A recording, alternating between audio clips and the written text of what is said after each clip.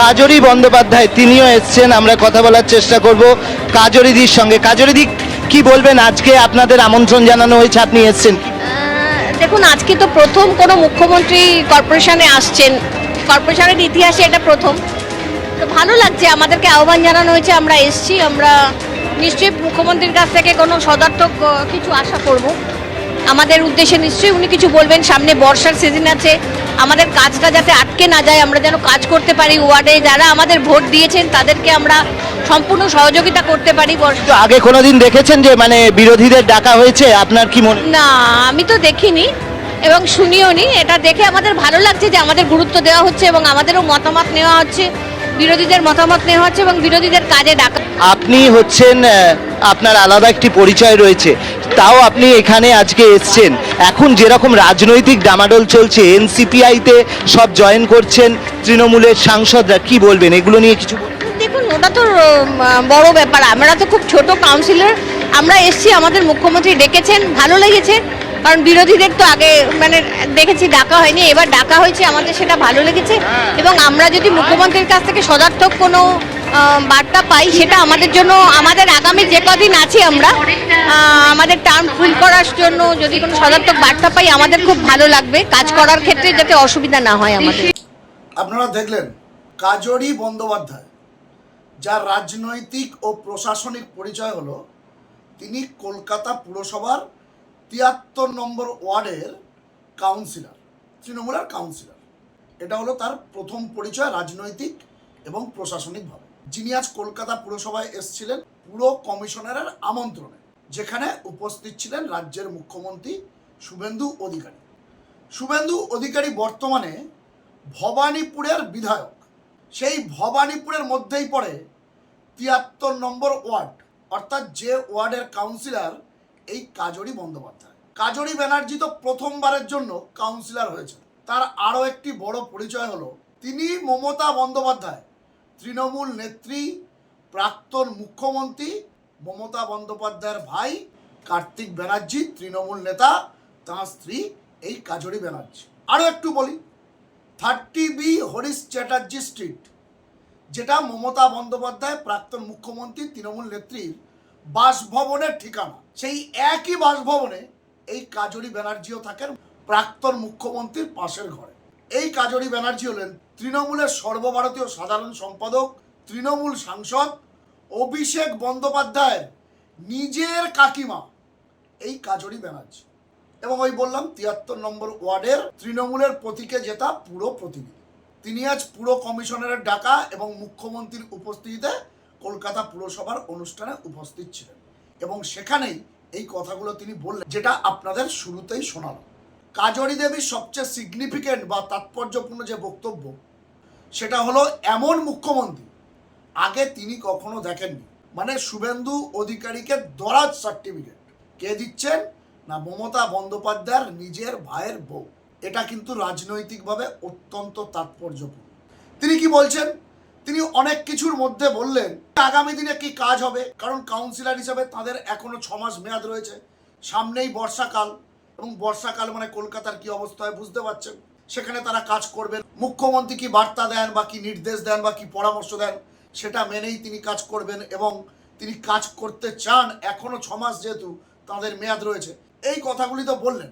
এর পাশাপাশি তিনি যেটা বোঝাতে চাইলেন যে এই প্রথম তিনি কোনো মুখ্যমন্ত্রীকে দেখলেন যিনি সর্বক্ষেত্রে, সেটা কোনো বিধানসভা এলাকার বা কোনো জেলার প্রশাসনিক বৈঠক হোক কিংবা কলকাতা পুরসভার কাউন্সিলরদের নিয়ে কোনো অনুষ্ঠান, যেখানে এই প্রথম কোনো মুখ্যমন্ত্রী বিরোধীদেরও আমন্ত্রণ জানান রাজনৈতিক সৌজন্যে এবং উন্নয়নের নিরিখে।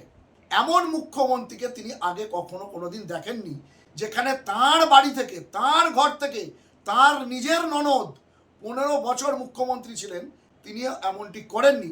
শুধু তাই নয়, কেউ মনে করতে পারছে না কাজরি দেবীর মতো এর আগে কোনো মুখ্যমন্ত্রী, সে বাম জমানার হোক বা তৃণমূলের 15 বছরের কোনো মুখ্যমন্ত্রী কলকাতা পুরসভার এমন অনুষ্ঠানে হাজির থেকেছিলেন কিনা। এবং সেই জায়গা থেকেই শুভেন্দু অধিকারীকে তার সবচেয়ে ভালো লেগেছে এবং সেই শুভেন্দু অধিকারী সেই মুখ্যমন্ত্রী যিনি তার বিধানসভা ভবানীপুর থেকেই নির্বাচিত বিধায়ক। শুধু মমতা বন্দ্যোপাধ্যায়ের ভাইয়ের বউ ৭৩ নম্বর ওয়ার্ডের তৃণমূল কাউন্সিলর কাজরি ব্যানার্জি নয়, এদিন ১৪৪টি ওয়ার্ডের প্রায় প্রত্যেক জনপ্রতিনিধি বা ওয়ার্ড কাউন্সিলর এদিন হাজির ছিলেন এবং বামেদের তরফে যেটা দুজন কাউন্সিলরও কিন্তু এদিন পুরসভায় হাজির ছিলেন। প্রত্যেকেই কিন্তু মোটামুটি শুভেন্দু অধিকারীর প্রশংসা করেন এবং শুভেন্দু অধিকারী যেটা আজকের করেছেন এটা কিন্তু রাজনীতির সৌজন্যের ক্ষেত্রে একটা দৃষ্টান্ত হতে পারে। তিনি প্রাক্তন মেয়র, রাজ্যের প্রাক্তন মন্ত্রী, বর্তমানে তৃণমূল বিধায়ক, গত কয়েক বছরে মমতা বন্দ্যোপাধ্যায়ের ঘনিষ্ঠ বৃত্তে থাকা সবচেয়ে ঘনিষ্ঠ সেই ফিরহাদ ববি হাকিমকে মঞ্চে ডেকে নেন। পাশাপাশি দক্ষিণ কলকাতার সাংসদ এবং পুরসভার প্রাক্তন চেয়ারপারসন মালা রায়কেও তাদের মূল অনুষ্ঠান মঞ্চে ডেকে নেন এবং প্রত্যেকটি কাউন্সিলর, আমি আলাদাভাবে আর শোনাচ্ছি না, একই কথারই রিপিটেশন, প্রত্যেকটি কাউন্সিলরই কিন্তু শুভেন্দু অধিকারীর এই যে রাজনৈতিক সৌজন্য তাতে আপ্লুত এবং তারা প্রত্যেকেই বলছেন এর আগে কোনো মুখ্যমন্ত্রী এভাবে কলকাতা পুরসভায় এসে কোনো অনুষ্ঠানে যোগ দিয়ে কাউন্সিলরদের সঙ্গে মিলেমিশে একাকার হয়ে গিয়েছেন এটা কেউ মনে করতে পারছেন না।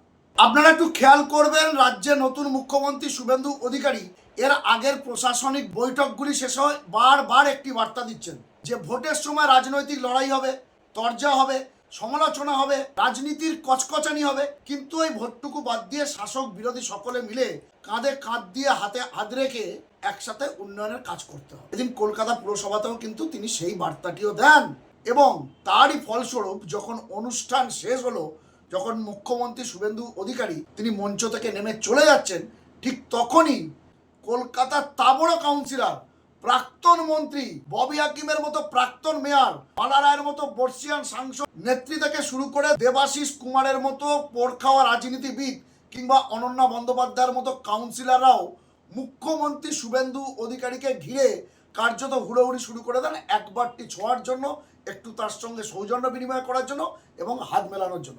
দেখুন সেই ছবি।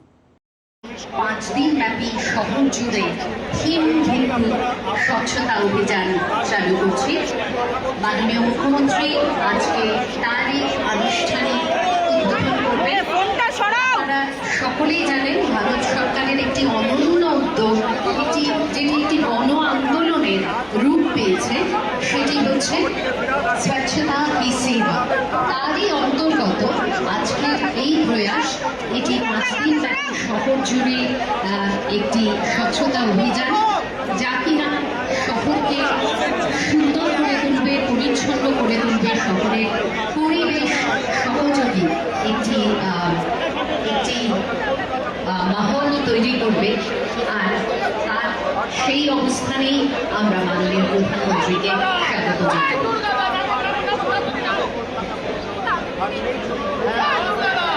দেখলেন সেই সৌজন্যের ছবি, মুখ্যমন্ত্রীকে ঘিরে তৃণমূলের তাবড় নেতা, তাবড় কাউন্সিলর, প্রাক্তন মন্ত্রী, তারা কিন্তু কার্যত হুড়োহুড়ি লাগিয়ে দিয়েছেন একটু হাত মেলানোর জন্য, একটু সৌজন্য বিনিময়ের জন্য। এবার আমি আসি গুরুত্বপূর্ণ একটি তথ্য আপনাদের জানাতে, বিশেষ করে আপনারা যারা কলকাতা পুরসভা এলাকার বাসিন্দা।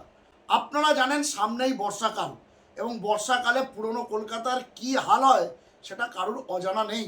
এমনটা নয় যে তৃণমূলের আগের বোর্ড কোনো উন্নয়নের কাজ করেনি কলকাতা পুরসভা থেকে।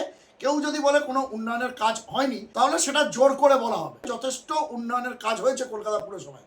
2010-এ বাম জমানার শেষ থেকে তৃণমূল জমানা শুরু।